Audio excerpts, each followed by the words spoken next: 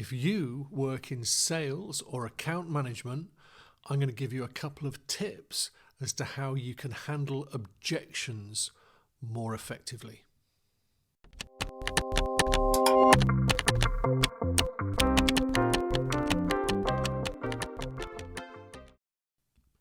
Now, if you've been on any kind of sales training before, then you've probably been given a 4-stage or a 6-stage process as to how to handle objections. That's not what this is.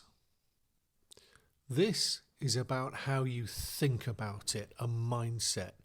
You can come up with your own script. So the first thing to understand is, what do they really mean? What are they actually saying? Sometimes people will say no when they don't actually mean no. And sometimes people don't want to say no when that's actually what they mean. So the word no might mean I need some time to think about it, or I haven't actually made up my mind yet. Or they might just avoid you because they don't want to say no to you. So the first thing to do is to ask them questions. Ask them why they're not ready to go ahead, or what is it that they need to think about. But what I really want to talk about today is when you get that specific objective, that reason why they don't want to go ahead. And here's the surprising bit, perhaps. Don't disagree with them. Once you've understood what they mean, you need to then take the sting out of their objection. Many times people like to think that they've come up with some great new reason. They've found the flaw in your proposal, proposition, product. Something which no one else has thought of, perhaps. Something which you can't answer. And the single worst thing that you can do at that point is to defend yourself or your position or your product. That will simply lead to them doing the same. And they will almost certainly want to win that argument.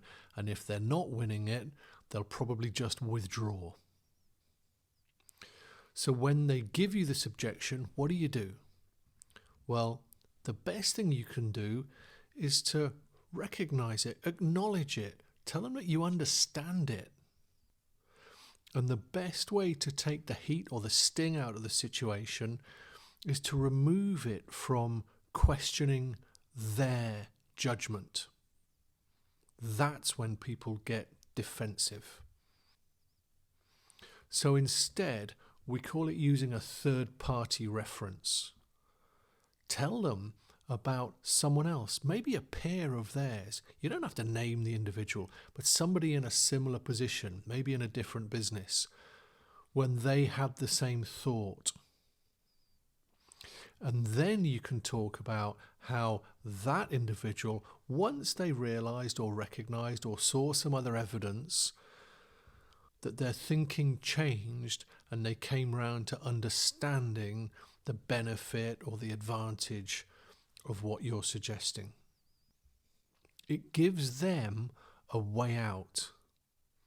It protects their ego. It stops them from getting defensive. So make sure you've understood what the objection really is with some good questions. Then don't defend. Acknowledge. Demonstrate understanding. Play it back to them. Tell them what they've just told you. Maybe rephrasing it. Then you're on their side. You understand. Then you talk them through the thought process that somebody else went through. Somebody who had the same reservation, caution, or whatever that they're currently experiencing. And by the way, this works in all sorts of interactions. This works in many internal conversations that you may have to avoid things becoming arguments. So give it a go. Give these things a try. Trust me, they work. And let me know how you get on.